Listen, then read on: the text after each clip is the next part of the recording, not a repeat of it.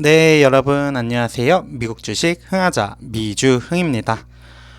이번에 가져온 소식, 소파이 관련한 소식입니다. 최근 실적 발표 이후, 그리고 좋은 실적 발표했는데 왜 주가는 이 모양이지? 이틀 연속 또 하락을 하고요.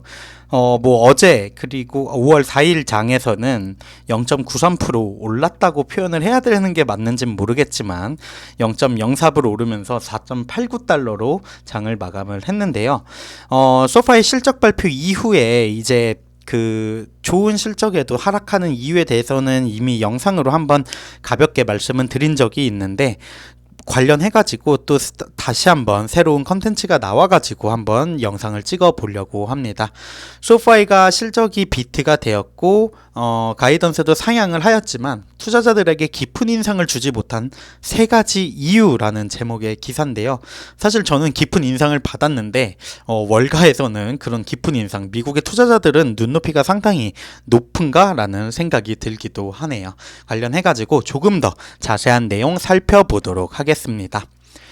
키포인트 먼저 살펴보면요, 투자자들은 소파이의 대차대조표에 있는 대출 건수에 대해 우려하는 것 같습니다. 소파이의 연간 가이던스 인상은 누구에게도 감명을 주지 못한 것 같습니다 라고 키포인트를 뽑아봤는데, 적어도 저한테는 감명을 주었던 것 같은데 내용 조금 더 자세히 들어가 보겠습니다.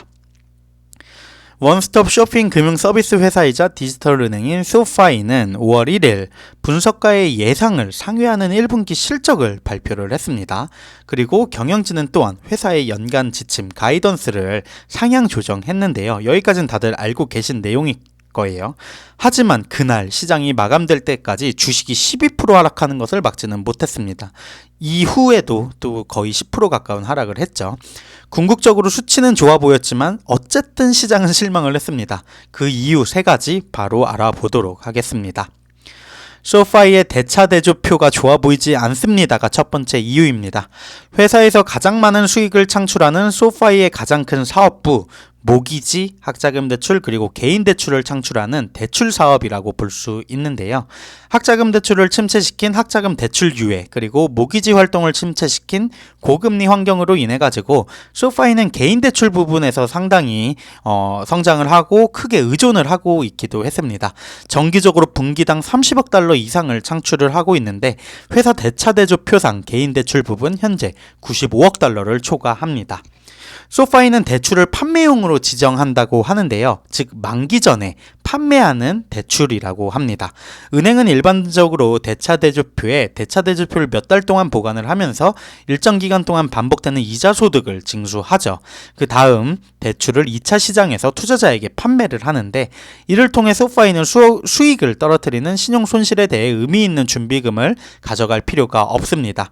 하지만 문제는 높은 자금 조달 비용, 그리고 경기 침체 가능성으로 분류되는 어려운 거시 환경이 개인 대출에 대한 투자자들의 관심 그리고 우려가 늘어나게 된 게 아닌가라고 보여지고요.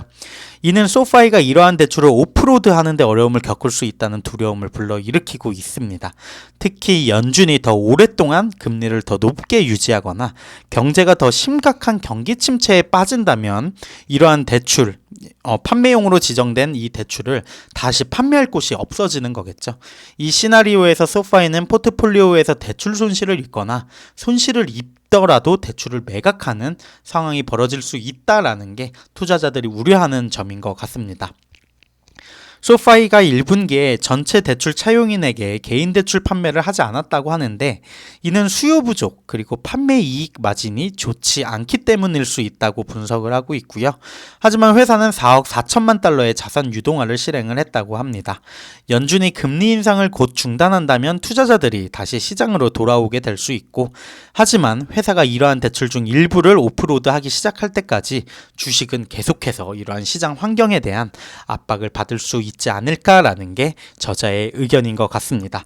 첫 번째, 개인 대출에 집중되어 있는 대차 대조표상의 문제라고 볼 수 있을 것 같고요. 두 번째는 사실 이거는 좀 이해가 안 돼요. 소파이는 가이던스를 높였지만 감동을 주기에는 충분하지 않았습니다. 라는 내용인데요. 1년 내내 가이던스를 끌어올렸지만 너무 흥분할 정도는 아니었습니다. 이제 올해 20억 2천만 달러의 조정된 수익과 관리 범위의 상단에서 2억 8,800만 달러의 에비타 를 예상을 했는데요. 이전 지침이 20억 달러의 매출 그리고 2억 8천만 달러의 조정 에비타였다는 걸 생각을 하면은 가이던스 자체가 상향이 되었습니다. 회사는 여전히 올해 4분기까지 갭 수익성에 도달할 것으로 예상을 하고 있는데 투자자들은 더 많은 것을 기대했다고 하네요.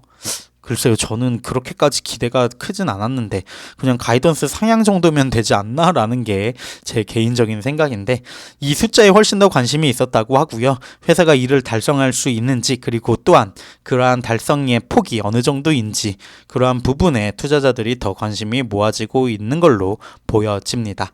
요약하자면 두 번째, 감동을 못 줬다 였습니다. 세 번째는 갈릴레오 계정의 감소 하락입니다. 갈릴레오는 기업이 디지털 뱅킹 그리고 카드 발급 기능을 제공할 수 있는 백엔드 결제 인프라 기술을 제공을 하는데요. 소파이 주주분들이라면 당연히 알고 계실 내용이라고 생각이 들고, 소파이가 금융, 이 핀테크계에 아마 AWS가 되고 싶다는 그런 원대한 꿈을 끌 수 있도록 해주는 힘이죠. 사상 처음으로 갈릴레오 계정이 1분기 1억 3,100만에서 1억 2,600만으로 감소를 했다고 합니다. 소파이의 CEO 앤서니 노토가 이러한 추세가 소규모 계정 추구를 중단하고 더 긴 판매 주기가 필요하지만 일단 가입하면 더 많은 재정적 이익을 얻을 수 있는 크고 내구성 있는 고객에 집중하기로 한 결정에 기인한다고 말을 했는데요. 어떻게 보면 크고 오랫동안 갈릴레오 시스템을 쓸 수 있는 고객에게 더 집중을 하면서 이렇게 계정이 감소했다라고 CEO는 밝혔다고 하는데, 갈릴레오는 소파이의 기술 부분의 일부로 소파이의 더 비싼 가치 평가를 주도할 수 있습니다. 따라서 비즈니스의 약점도 소파이의 실적 비트 그리고 레이즈 분기에 대해 열광적이지 않은 반응에 기여했다라고 보여지는데, 이 부분은 그래도 합리적이라고 생각이 드는 부분이, 소파이를 얘기할 때 갈릴레오를 빼먹을 순 없거든요. 갈릴레오 계정이 근데 지속적으로 상승을 해왔는데 하락이 했다? 이 부분은 그래, 투자자 입장에선 갈릴레오에 뭐 문제 있는 거 아니야? 라는 생각은 가질 수 있다. 이 위에 세 가지 중에 그래도 꽤나 합당한 이유가 아닌가라는 생각이 들고요. 진짜 가장 이해가 안 되는 건 두 번째, 감동을 못 줬다였고, 첫 번째도 뭐 우려의 시선으로 본다면은 그럴 수 있지만, 사실 그럼에도 불구하고 시장 예측치를 비트를 하고 가이던스를 상향을 했다는 거는, 이러한 시장 상황에서 사실 지금 금리 인상이 이제 중단이 된다 이런 말들이 많은데 이러한 부분을 반영을 못하고 있는 거 아닌가, 투자자들이?